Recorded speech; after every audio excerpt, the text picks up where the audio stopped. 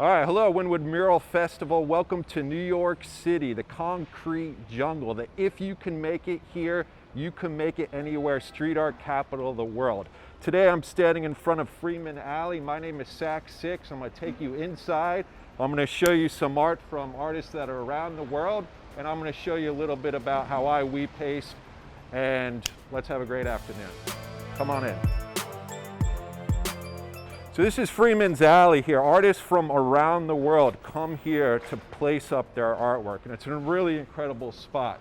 If you want to know anything about what's going on in the streets, just take a look around. Artists here will talk about, what's going on with the election. Here's Vegan Club. This is an artist that just promotes veganism. Over here, you've got stuff about, Black Lives Matter and voting. This is by an artist called Raddington. All right, one of the great things about New York City street art is the community, and I love inspiring new artists to get out there and start wheatpasting. I always tell people that there's only 3 things you need to become a street artist. One is a concept. What are you passionate about? What's your art? What's your statement? What's your mission? Come up with an idea and get it out there. Second is execution. How are you going to put up your idea? Are you going to wheatpaste it? Are you going to sticker slap? Are you going to stencil, graffiti? So many different ways of putting up your artwork and ideas. Think about how you're going to execute it. And 3, you just need the courage to do it. Not only the courage to risk putting yourself out there and getting arrested, but the courage to put your artwork out there. Every time you do that, you're going to have haters, there are going to be people that don't like it, and it's not easy to put yourself out there. For the last 5 years, I've been wheatpasting the streets of New York City. Wheatpasting is a medium in which you take paper and you glue it to the wall using a paste that they call wheatpaste. So right here, I've got some pieces of art right here. So what I do is I take this and I print it out on black and white paper. The ideal paper for printing is the thinnest paper you want. You really want to get the glue to soak through the paper. So you don't want the fancy, expensive paper.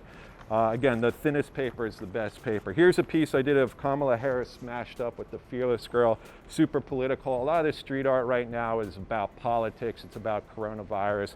This piece is special for me because, I really back Kamala and her views and her support. So, one of the things I do here is I print all black and white, and all this color that you see on there is hand embellished. And that's what's great about wheatpaste is you could really spend a lot of time and put a lot of effort and work into your piece.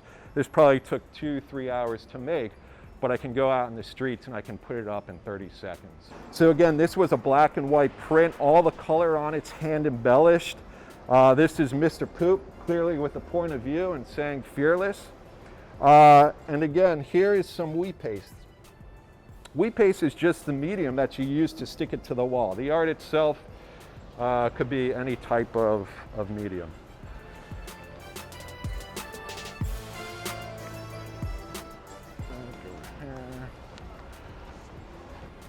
So here we go. One rule in wheatpasting is you never really want to go over another artist's artwork. You always want to respect an artist. So you try to want to find a spot where, it's kind of free of other artwork.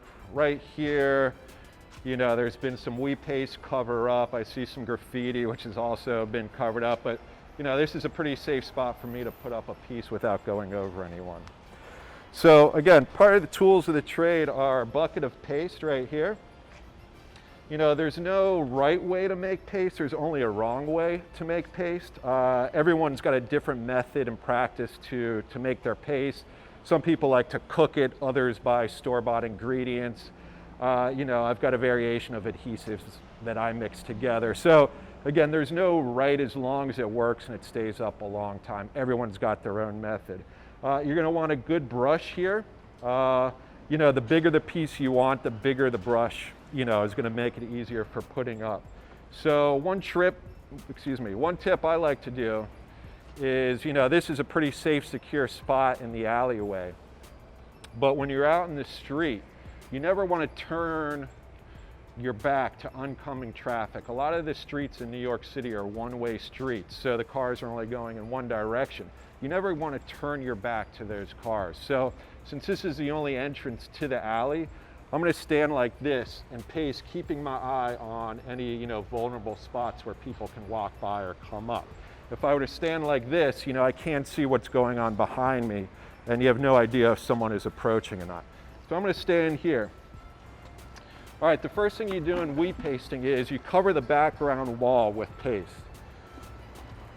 Okay?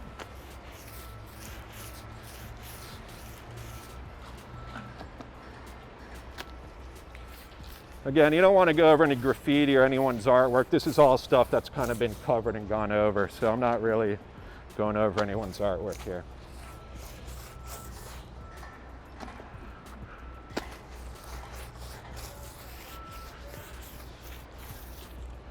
There you go.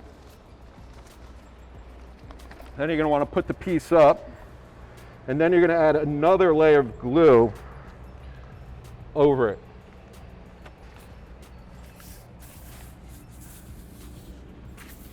Lost a little bit of a foot. We'll get that. Yeah, so once you get it up in a good spot, you're going to put another layer of glue on top of it. This glue dries clear.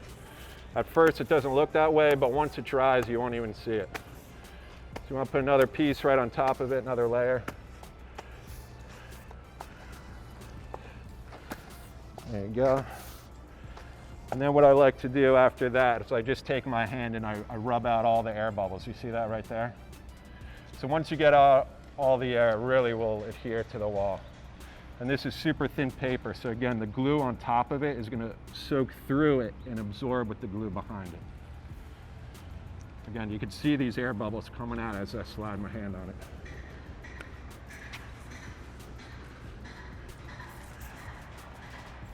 There you go. I'll give it one more layer just to be safe. You want to make sure you've gotten glue underneath it all. Otherwise, when it dries, that part will just kind of flap up.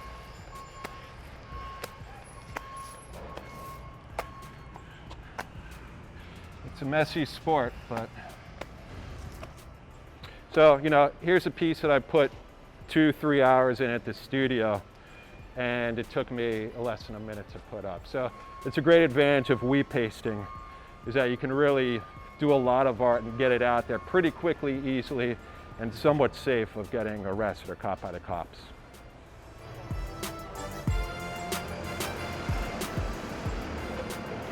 So again, there's so much great art. As soon as you open your eyes to the art that surrounds you, New York, it's everywhere. Every single door you walk by, there's at least 25 artists on that door. You know, all these stickers represent an artist that's out there, risking it, pursuing it, and pushing it.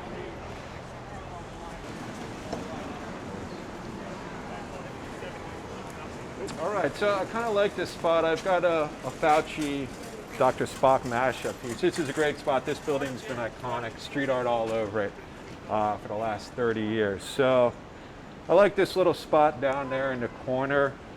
Again, it's not a big piece. There's no tags there that are really distinguishable, and I could fit it right in that empty space.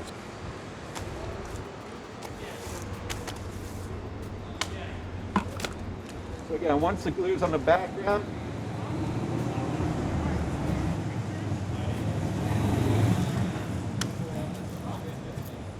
you know, I just want to rub it in. I want to get out all the air bubbles. And again, this really gets the glue to absorb through the front of it to catch the back of it. And that's really it. So, you know, this takes less than 30 seconds to put up a piece that size. You know, but at home in the studio, this small piece probably took me an hour to make. Again, I love the hand embellishing. I love all the details. I love adding this bright color. For me, New York City streets, they can be so dark and gray. So it's one of the reasons why I went with these really poppy fluorescent colors. So I really like the way it pops and it stands out and it brightens up the streets. So this message is about washing your hands. This was a coronavirus piece that I did. Obviously 2020, I think all the artwork that comes out in this year is going to be super important in retrospect. This one's message is really just wash your hands and prosper. So I did a mashup with Fauci and Dr. Spock. Again, this is Mr. Poop. I've always been using him in my pieces. He always comes with a point of view. And this one is about truth, believing science and facts. That's it.